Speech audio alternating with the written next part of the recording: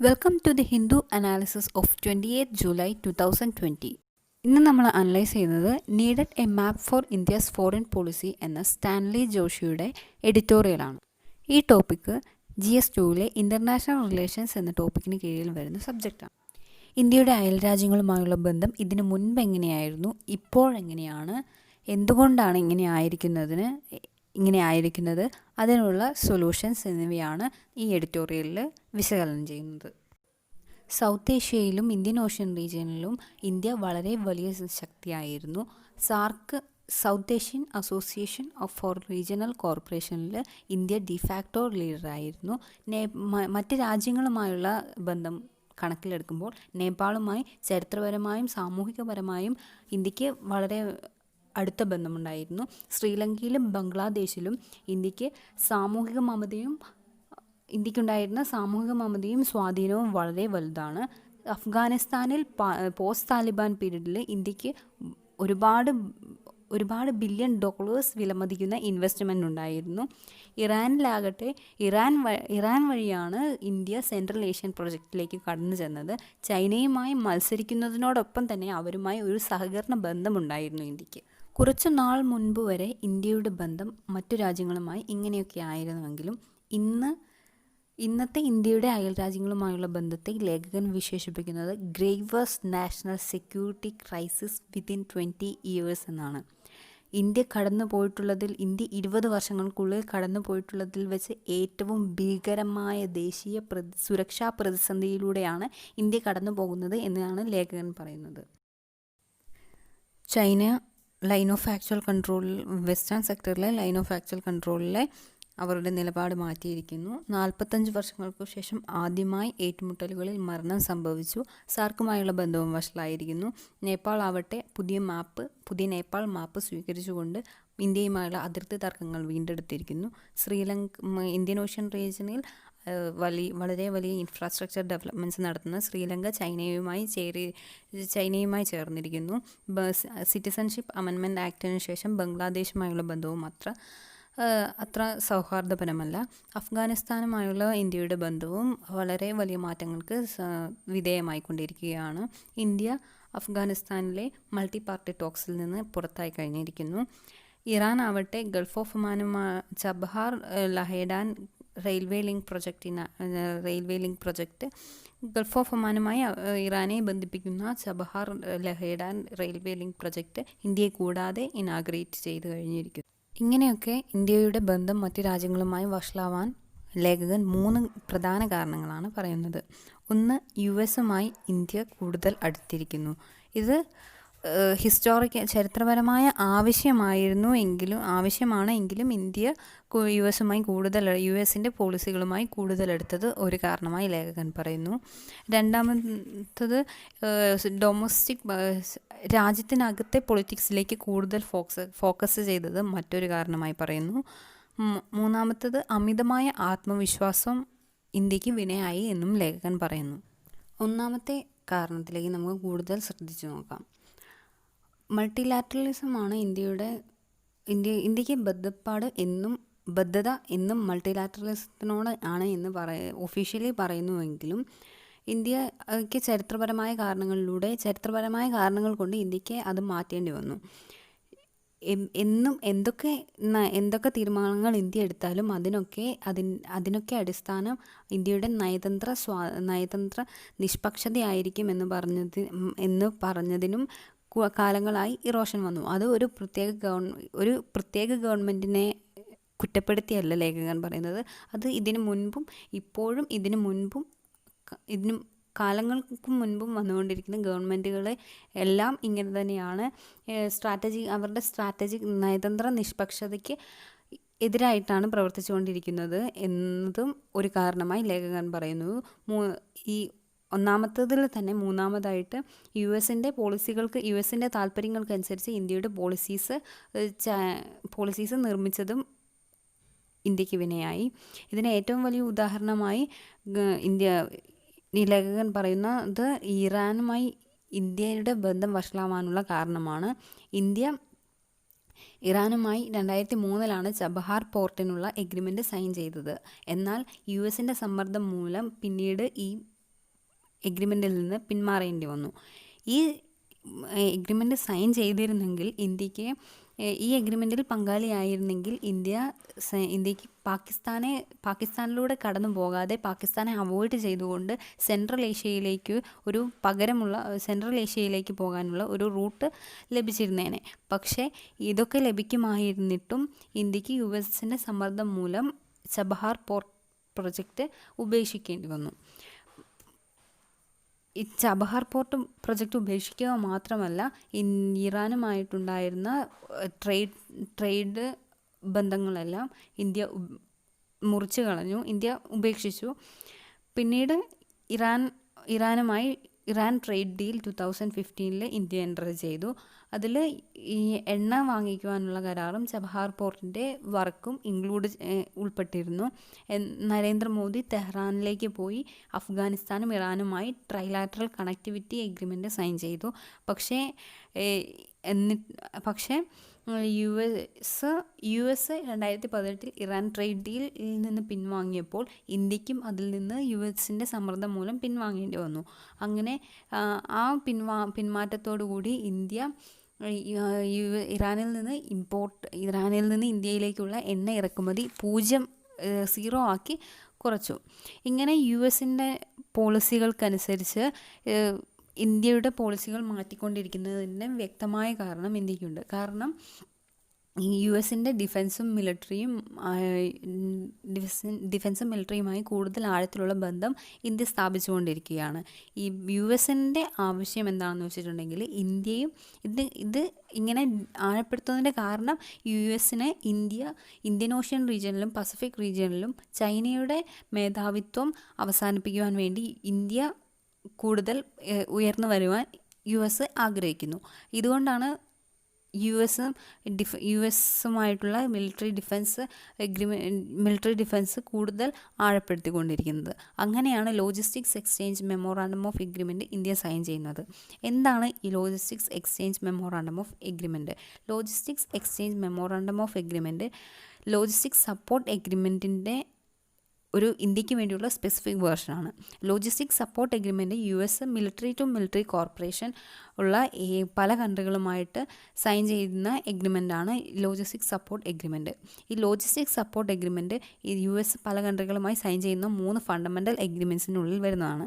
എന്താണ് ഈ 3 fundamental agreements? 1 logistic support agreement, 2 communications interoperability and security memorandum of agreement, 4 basic exchange and corporation agreement for geospatial corporation. എന്തിനാണ് ഈ agreement sign ചെയ്തത്? ഈ രാജ്യങ്ങളുമൊക്കെയായിട്ട് common സ്റ്റാൻഡേർഡും സിസ്റ്റവും create ചെയ്തുകൊണ്ട് ഇന്ത്യക്ക് യുഎസിന് കോമൺ സ്റ്റാൻഡേർഡും സിസ്റ്റവും ക്രിയേറ്റ് ചെയ്യേണ്ടതുകൊണ്ടും പിന്നെ ഈ രാജ്യങ്ങളുമായിട്ട് അത്യാധുനിക ടെക്നോളജി വിൽക്കുവാനും വാങ്ങുവാനും വേണ്ടിയാണ് US ഈ എഗ്രിമെൻറ്റ് സൈൻ ചെയ്യുന്നത്. എന്തിനാണ് India logistics exchange memorandum of agreement sign ചെയ്തത്? 2 കൺട്രികൾക്കും പരസ്പരമുള്ള മിലിറ്ററി ഫെസിലിറ്റീസ് ആക്സസ് ചെയ്യാൻ വേണ്ടിയാണ് India logistics exchange memorandum of agreement sign ചെയ്തത്. ഈ logistics exchange memorandum of agreement India sign ചെയ്തതിലൂടെ ചൈന ഊഹിച്ചു US-ൻ്റെ അലയാണ് ഇന്ത്യ എന്ന്. അങ്ങനെയാണ് അതിർത്തിയിൽ വീണ്ടും തർക്കങ്ങളുണ്ടായി തുടങ്ങിയത്. രണ്ടാമത്തെ മേജർ റീസണായി ലേഖകൻ പറയുന്നത് ഫോറിൻ പോളിസി ഡൊമസ്റ്റിക് പൊളിറ്റിക്സിൽ ഉൾപ്പെടുത്തിയത്. ഇതിൽ പറയുന്നത് സിറ്റിസൺസ് അമെൻഡ്മെൻറ്റ് ആക്ടിനെയും ജമ്മു കാശ്മീരിൻ്റെ സ്പെഷ്യൽ സ്റ്റാറ്റസ് എടുത്തു കളഞ്ഞതിനെയാണ് ഡൊമസ്റ്റിക് പൊളിറ്റിക്സിൽ പറയുന്നത്. CAA പാസ് ചെയ്തതിലൂടെ ഇന്ത്യ ഔദ്യോഗികമായി പറയുന്നത് മറ്റ് രാജ്യങ്ങളിൽ നിന്ന് ഇന്ത്യയുടെ പ്രത്യേക അയൽ രാജ്യങ്ങളിൽ നിന്നും പുറത്താക്കപ്പെടുന്ന റിലീജിയസ് കാരണങ്ങൾ കൊണ്ട് വിദ്വേഷങ്ങൾ കൊണ്ട് പുറത്താക്കപ്പെടുന്ന മൈനോറിറ്റീസിനെ ഇന്ത്യ സ്വീകരിക്കുമെന്നാണ് ഇന്ത്യയുടെ ഒഫീഷ്യൽ നറേറ്റീവ്. എന്നാൽ ഇതിന് വിരുദ്ധമായാണ് India CAA citizens amendment act pass ചെയ്തിരിക്കുന്നത്. CAA പാസ് ചെയ്തതിലൂടെ ഇന്ത്യയുടെ ഒരുപാട് വർഷങ്ങളുടെ സൗഹാർദ്ദം പുലർത്തിയിരുന്ന രാജ്യങ്ങൾ അപ്സെറ്റായി. CAA പാസ് ചെയ്യുന്നതിലൂടെ ഈ രാജ്യങ്ങളുടെ ഉള്ളിൽ നടക്കുന്ന പ്രശ്നങ്ങൾ, മൈനോറിറ്റി ഇഷ്യൂസ് ആ രാജ്യങ്ങളുടേത് മാത്രമായി ഇന്ത്യ കൺസിഡർ ചെയ്ത് റീജിയണലൈസ് ചെയ്തപ്പോൾ ഈ രാജ്യങ്ങൾക്ക് സ്വാഭാവികമായും അതിൽ അമർഷമുണ്ടായി. അത് ഒരു കാരണമായി പരിഗണിക്കാം. പിന്നെ മുസ്ലിംസിനെ ചില വിഭാഗങ്ങളെ ഉൾപ്പെടുത്തുന്നു, മറ്റു മതങ്ങളിലെ മറ്റ് ചില വിഭാഗങ്ങളെ ഉൾപ്പെടുത്തുന്നു എങ്കിലും മുസ്ലിംസിനെ അധികമായി ഇൻക്ലൂഡ് ചെയ്ത ഈ ബില്ല് മുസ്ലിം പോപ്പുലേഷൻ കൂടുതലുള്ള രാജ്യങ്ങളും ഇന്ത്യയും തമ്മിൽ ഒരു മതില് പണിതതിന് സമാനമായ ഒരു പ്രതീതിയാണ് ഉണ്ടാക്കിയിരിക്കുന്നത്. ബംഗ്ലാദേശിൽ CAA NRC national register of citizens താൽക്കാലികമായി ഗവൺമെൻറ് അത് നിർത്തിവെച്ചിരിക്കുകയാണെങ്കിലും NRCയും CAAയും പിന്നെ ടെർമൈറ്റ്സ്, ചിതലുകൾ എന്ന് മറ്റ് രാജ്യങ്ങളിൽ നിന്ന് റേസിസം നേരിടുന്നത് കൊണ്ട് ഇങ്ങോട്ടേക്ക് വരുന്ന ഇമിഗ്രേറ്റ് ചെയ്യുന്ന കുടിയേറുന്നവരെ ടെർമൈറ്റ്സ് എന്ന് വിളിച്ച രാഷ്ട്രീയ പ്രയോഗത്തിലും ബംഗ്ലാദേശിന് അമർഷമുണ്ടായി. അങ്ങനെയാണ് ബംഗ്ലാദേശുമായി ഇന്ത്യയുടെ ബന്ധം കൂടുതൽ വഷളായത്. ഇതിന് ഏതാനും ദിവസങ്ങൾക്ക് മുൻപ് ഒരു ന്യൂസ് ഉണ്ടായിരുന്നു. ഇന്ത്യൻ എൻവോയ് ബംഗ്ലാദേശ് പ്രൈം മിനിസ്റ്ററിനെ കാണാൻ അപ്പോയിൻമെൻറ്റ് ചോദിച്ചിട്ട് ഇതുവരെ കിട്ടിയിട്ടില്ല എന്ന് ബംഗ്ലാദേശ് മീഡിയാസ് റിപ്പോർട്ട് ചെയ്തിരുന്നു. രണ്ടാമത്തെ കാരണം ജമ്മു ആൻഡ് കാശ്മീരിൻ്റെ സ്പെഷ്യൽ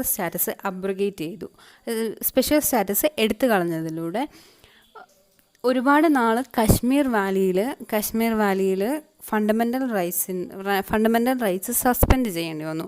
ഈ മൗലികാവകാശങ്ങൾ സസ്പെൻഡ് ചെയ്തപ്പോൾ ഇന്ത്യയുടെ ഡെമോക്രാറ്റിക് പവർ, ഒരു ജനാധിപത്യ ശക്തിയായി ഇന്ത്യക്കുണ്ടായിരുന്ന ലോകത്തിന് മുൻപിൽ ഇന്ത്യക്കുണ്ടായിരുന്ന പ്രതിച്ഛായയെ അത് സാരമായി ബാധിച്ചു. ഇത് പാകിസ്ഥാന് വ്യാജമായ പ്രചാരണങ്ങൾ നടത്തുവാൻ വളവുമായി. പിന്നെ ജമ്മു ആൻഡ് കാശ്മീരിനെ ഈ ആക്ടിലൂടെ രണ്ടായി വിഭജിച്ചതും ലോകത്തിന് മുൻപിൽ മോശം പ്രതിച്ഛായ നൽകാൻ കാരണമായി. മൂന്നാമതായി ലേഖകൻ പറയുന്ന കാരണം ഇന്ത്യയുടെ അമിതമായ ആത്മവിശ്വാസമാണ്. ഇതിന് വാണിംഗ് ആയിട്ട്, ഉദാഹരണമല്ല, ഒരു മുന്നറിയിപ്പായി, ഒരു വാണിംഗ് ആയിട്ട് ലേഖകൻ പറയുന്നത് സോവിയറ്റ് യൂണിയൻ്റെയും ചൈനയുടെയും കാര്യമാണ്. സോവിയറ്റ് യൂണിയൻ സൂപ്പർ പവറായിട്ട് കാര്യങ്ങൾ ചെയ്യാൻ തുടങ്ങിയത് അവരുടെ അലൈസിൻ്റെ കൂടെ സെക്കൻഡ് വേൾഡ് വാർ ജയിച്ചതിന് ശേഷമാണ്. എന്നാൽ ചൈനയും 4 നൂറ്റാണ്ടുകൾ സാമ്പത്തിക രംഗത്ത് ഫോക്കസ് ചെയ്ത് ശ്രദ്ധയൂന്നി അവരുടെ സാമ്പത്തിക രംഗത്തെ ശക്തിപ്പെടുത്തിയതിന് ശേഷമാണ് ഭീമാകാരനായ US-ന് എതിരെ തിരിഞ്ഞു തുടങ്ങിയത്. ഇതിൽ നിന്ന് നാം പഠിക്കേണ്ടതുണ്ട്. ഇതിൽ നിന്ന് നാം പഠിച്ചിട്ടുണ്ടായിരുന്നെങ്കിൽ എന്തായാലും നേപ്പാൾ മാപ്പ് മാറ്റുന്ന അവസ്ഥ നാം ഉണ്ടാക്കില്ലായിരുന്നു എന്നാണ് ലേഖകൻ പറയുന്നത്. നവംബറിൽ ഇന്ത്യയുടെ മാപ്പ് അപ്ഡേറ്റ് ചെയ്തത് മുറിവിൻ്റെ മേലെ ഉപ്പ് തേച്ചതിൻ്റെ ഫലമാണ് ഉണ്ടാക്കിയത് എന്ന് ലേഖകൻ പറഞ്ഞു തരുന്നു. ഇത്രയുമാണ് ഇന്നത്തെ എഡിറ്റോറിയലിൻ്റെ അനാലിസിസ്. ഇനി കുറച്ച് വേർഡ്സും അതിൻ്റെ മീനിങ്ങും നോക്കാം. ട്രാജക്ടറി. എന്താണ് trajectory? Trajectory, the curved path along which something moves through the air or through space, a path a progression or line of development resembling a physical trajectory. രണ്ടാമത്തെ വാക്ക് status quo, the existing state of affairs, the current situation, the way things are now, നിലവിലെ അവസ്ഥ. Hostile, of or relating to an enemy, not friendly, ഒരു എനിമിയുമായി ബന്ധപ്പെട്ടത് അല്ലെങ്കിൽ friendly അല്ലാത്തത്.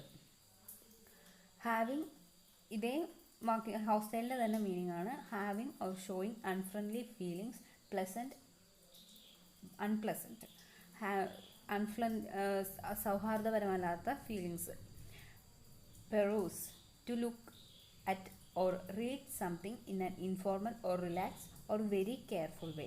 Peruse എന്ന് പറഞ്ഞിട്ടുണ്ടെങ്കിൽ ഒരു കാര്യത്തെപ്പറ്റി വളരെ ഇൻഫോർമലായി നോക്കുക അല്ലെങ്കിൽ വളരെ കെയർഫുള്ളായി നോക്കുക. രണ്ട് മീനിങ്ങിലും, രണ്ട് ഓപ്പോസിറ്റ് മീനിങ്ങിലും യൂസ് ചെയ്യുന്ന വേർഡാണ് peruse. Miff, a fit of ill humour, a trivial quarrel, നിസാരമായ ഒരു വഴക്ക്. Hubris, a great foolish amount of pride or confidence, മണ്ടത്തരമായ ഒരു ആത്മവിശ്വാസം, ഇല്ല അനാവശ്യമായ ആത്മവിശ്വാസം അല്ലെങ്കിൽ അഹങ്കാരം. Dilly dally, to move or act too slowly to waste time. Dilly dally എന്ന് പറഞ്ഞിട്ടുണ്ടെങ്കിൽ സമയം പാഴാക്കുക അല്ലെങ്കിൽ വളരെ പതുക്കെ ആക്ട് ചെയ്യുക, പതുക്കെ കാര്യങ്ങൾ ചെയ്യുക. Persecute, to treat cruelly or unfairly, especially because of race or religious. ഒരു റേസ് കൊണ്ടോ ജെൻഡർ കൊണ്ടോ ജെൻഡർ കാരണമോ മതപരമായ കാരണങ്ങൾ കൊണ്ടോ ഒരു പർട്ടിക്കുലർ ഗ്രൂപ്പിനെ അല്ലെങ്കിൽ ആരെങ്കിലും ക്രൂരമായി അല്ലെങ്കിൽ നീതിപൂർവമല്ലാതെ ട്രീറ്റ് ചെയ്യുന്നത്, പരിഗണിക്കുന്നതിനെയാണ് പെർസെക്യൂട്ട്, പുറത്താക്കുന്നതിനെയാണ് പെർസെക്യൂട്ട് എന്ന് പറയുന്നത്.